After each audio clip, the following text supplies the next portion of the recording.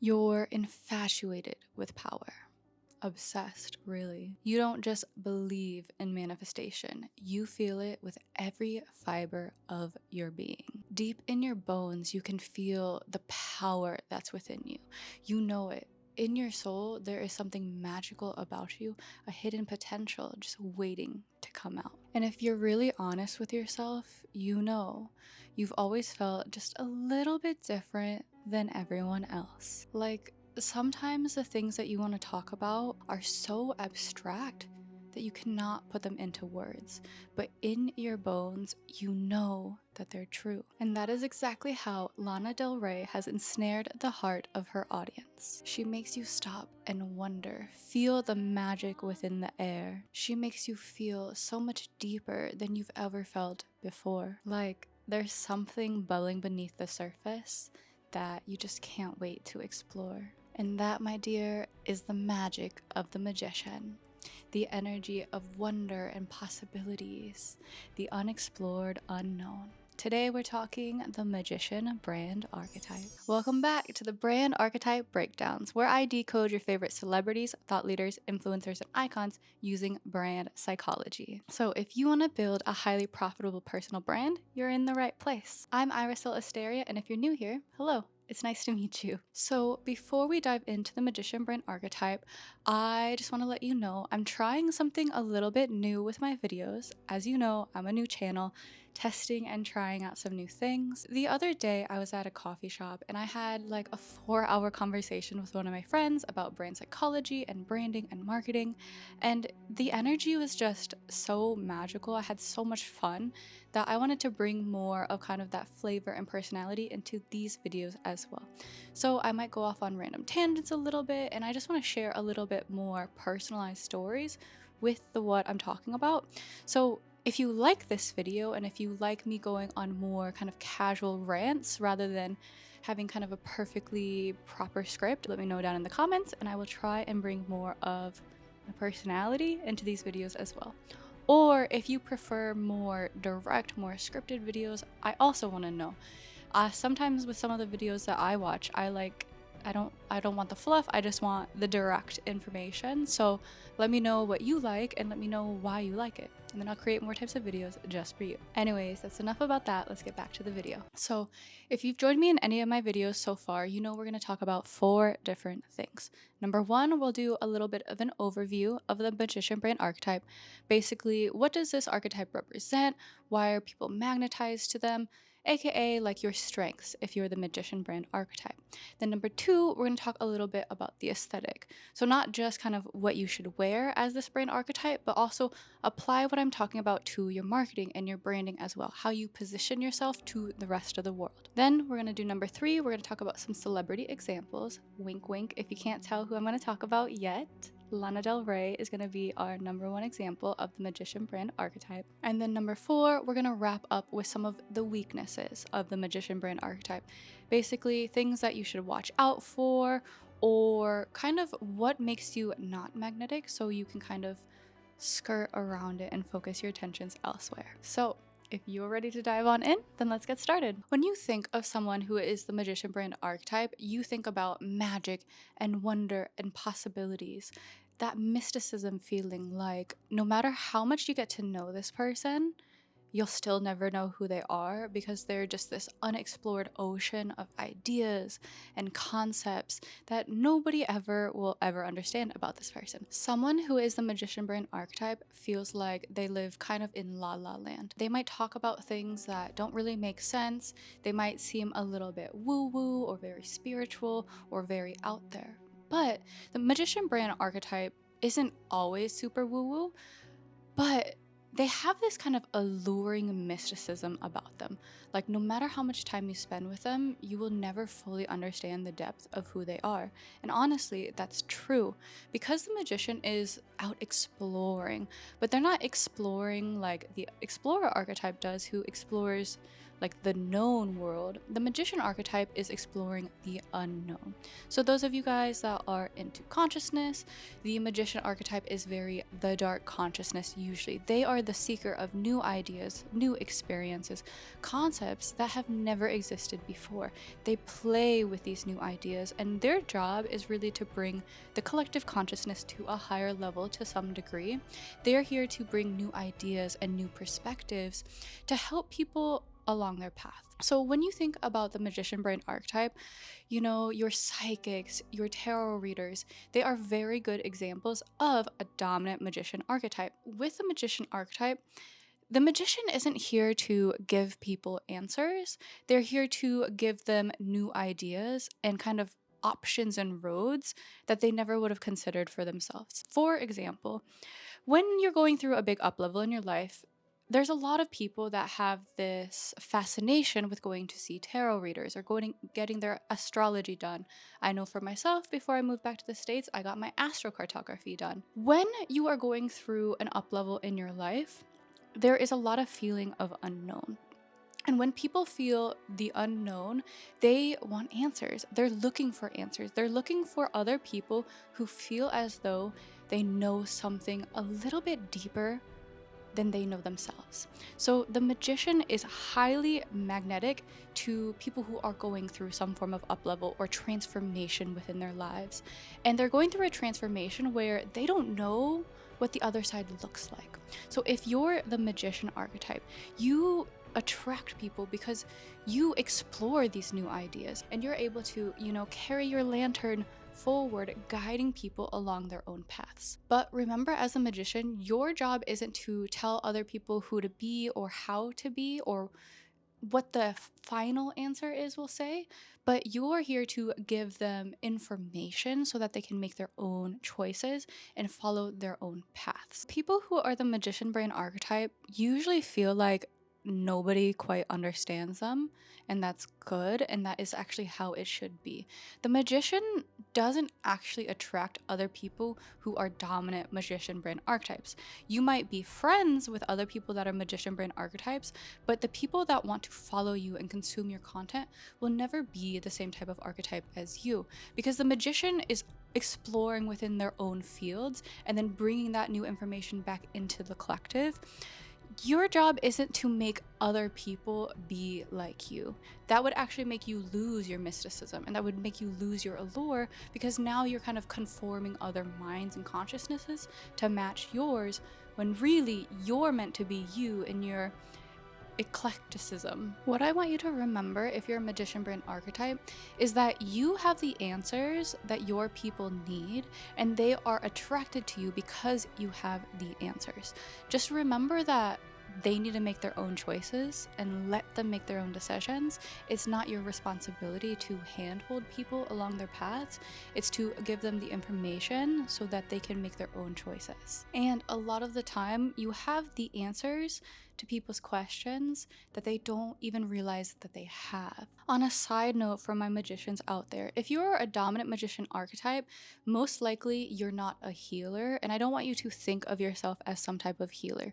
Healers within kind of the spiritual community would fall more under the caregiver than they would fall under the magician. So if you're positioning yourself as some form of healer rather than some form of psychic or a guide, then you might want to take a look at your marketing and making sure you're positioning in the correct way for your dominant archetype. But that's a bit of an overview of the magician brain archetype. If you have any questions, drop them down in the comments. I am happy to answer them. Let's now dive on into the aesthetic of the brand archetype. Like I've mentioned, the vibe of the magician brain archetype is all about mysticism, but deeper than mysticism, what the magician is really about is power. Exploring the unknown, accessing the dark consciousness, bringing in new ideas to life is all about power. That means that you want an aesthetic that makes people stop and turn their heads. So let me explain that just a little bit more. So when I say that you want a visual aesthetic that makes people stop and turn their heads, you're not meant to be kind of loud or boisterous or necessarily like colorful per se. Let's say you're walking down the street. Your aesthetic isn't the one that people will just look at from all the way across the street and be like, whoa, right? Super, super eye-catching. It's more like as you're walking past somebody, whatever you're wearing, whatever your vibe is kind of emitting to the world is like, wait, there's something more there. Your aesthetic is all about making people stop and take a second look. As for patterns and colors, usually the magician does best in colors that are a little bit darker, so kind of that navy blue, purple, a little bit of pastels, or like, rather than saying pastels, it's more like iridescent, kind of that shimmer. Glitter, very, very good for the magician brain archetype as well. As for prints, anything that's like astrology focused or geometric focused is great, along with anything that kind of feels like the human body. So a lot of the spiritual kundalini type of marketing is very magician brand coded, but I would say that a lot of the current magician branding I see is a little bit over the top and a little bit too kind of ravey. I would say the perfect blend for aesthetic and marketing of the magician would be a little bit of that kind of rave, colorful vibe, but toned down and really focus on feeling that power. So when you dress yourself or when you create your marketing or hire somebody to create your marketing, make sure that it feels powerful at its core. It makes your heart kind of feel expansive. It makes you feel really grounded down in your core as well. As for clothing style, kind of billowy clothes work really well. Geometric prints or like necklaces, crystals. You can go as flamboyant as you want with the magician brain archetype in your visual style, or as toned down as you want. Remember that the focus is about feeling powerful and also making people intrigued. So sometimes if you are too bright or too eye-catching, people don't feel the allure of you. So now that we've talked a little bit about the aesthetic of the magician brain archetype, let's talk a little bit about some celebrity examples. With the magician brain archetype, I would say that there's not a lot of dominant magician brain archetypes. But when I think of the magician brain archetype, I think of two people very specifically who are both female and both singers. That would be Lana Del Rey and Aurora. So with both of their music, you can feel this kind of mystical, eerie, like you're walking through this hazy forest full of iridescent, sparkly crystals, right? It has this mystical feeling to it, even if what they're singing about isn't mystical per se, but also with their visual aesthetic as well. They both have this kind of hazy, dreamlike quality to their aesthetic that fits the magician brain archetype very, very well. When it comes to Aurora, I would say that Aurora is a pretty good blend between the innocent brand archetype and the magician brand archetype as well.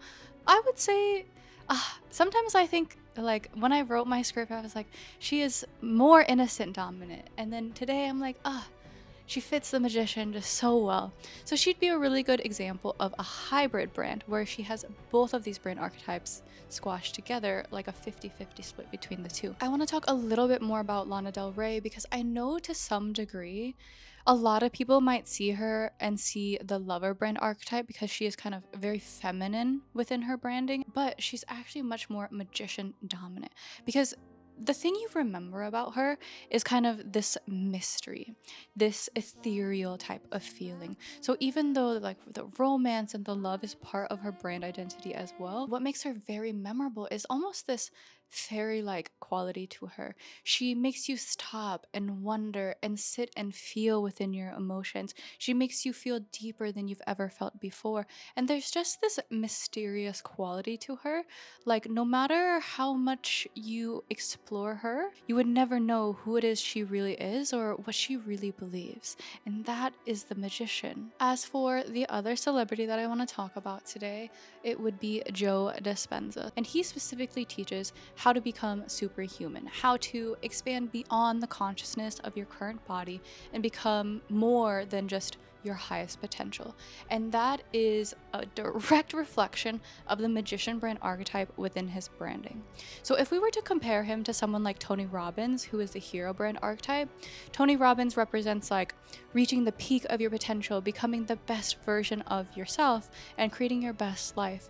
While Joe Dispenza, you could say it sounds similar, but it's actually going beyond. He's saying, we're going to go beyond human limits. I'm going to teach you what nobody else can teach you. I'm going to teach you about accessing your highest potential, but not just as a human, but as a superhuman, because your potential has not even begun to be unlocked.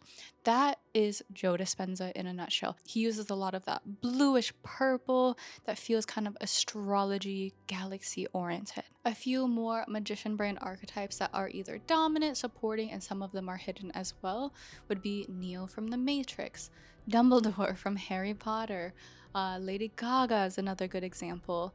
She isn't a dominant magician, but she definitely has it more as a supporting role within her brand. Eckhart Tolle, Gabby Bernstein are another two set of thought leaders who have the magician in their branding, but more as supportive archetypes. And Aurora is a really good example of more of a hybrid type of magician brand archetype. As for brands that are not personal brands, but just brands for products, Apple is a good example of more of a supporting magician brand archetype. Mind Valley, very dominant magician brand archetype. You can see it all over their branding, all that purpley, bluish color. Tesla, another good example of a dominant brand archetype that is a magician, and Gaia as well. And then one other brand that maybe you didn't realize would be Disney. Disney is a huge example of the magician brand archetype, right? The magic in the air. Now let's start to wrap up and talk about the fourth topic of the magician brand archetype, and that would be the weaknesses. So if you are the magician brand archetype, whether it be your dominant or one of your supporting archetypes, let's talk a little bit about what I want you to pay attention to when it comes to your marketing and just your overall embodiment. Remember that the magician brand archetype is all about the expansion of consciousness. So that means power, accessing power, exploring the unknown. What you need to remember is that you are not magnetic when you are trying to make other people think like you. But here's the thing, what makes you alluring as the magician is that you know things that other people do not. So your job isn't to get other people to be like you or to think like you. You have to accept that you are unique and you are different, and that is what makes you so magnetic. You're not here to fit in. You're not meant to fit in and create a society. You are meant to lead people along their own journeys and paths. So as the magician archetype, the more you can accept yourself for your uniqueness and your differences and not try to make people understand you, but instead of trying to get people to think like you and to understand you, instead bring them the information that they're asking for. Tell them the answers to the questions that they don't even realize they have. Let yourself be alluring. Let yourself give part of yourself away and let yourself keep the rest of yourself to you. As for content to create, you will do very badly with like how-to or instructional videos when you say this is step 1, step 2, step 3. Instead, you want to create content that explores ideas and concepts. You don't even necessarily want to give your opinions away per se. It's more like, here's an idea. Let's explore it together and allow yourself to do long form type of content where you kind of just ramble about whatever is on your mind. Your stream of consciousness is probably one of the most magnetic things about you. And sometimes when you're in your stream of consciousness, it might not even make sense to you at the time, and you need to allow yourself to stay in that space where you're just channeling and you're just purely in flow. The most important thing about the magician brand archetype is that you're exploring these ideas, you're exploring the unknown. So sometimes you don't have the answers, and honestly, that's okay. You need to accept that you don't have the answers, and you're not always supposed to give, the A to Z steps 1, 2, 3 micro steps. Like, that's not your job. Your job is to explore and uncover things and share those explorations. So don't force yourself into a box to have all of the answers or make everything really step by step and perfect. Leave that to the ruler brand archetype. And that's a wrap for today. I'm Irisella Asteria, and this is the Brand Archetype Breakdown series, where I decode your favorite celebrities, thought leaders, influencers, and icons using brand psychology. So if you want to build a highly profitable personal brand, then click that like and subscribe for more. I'll catch you next time.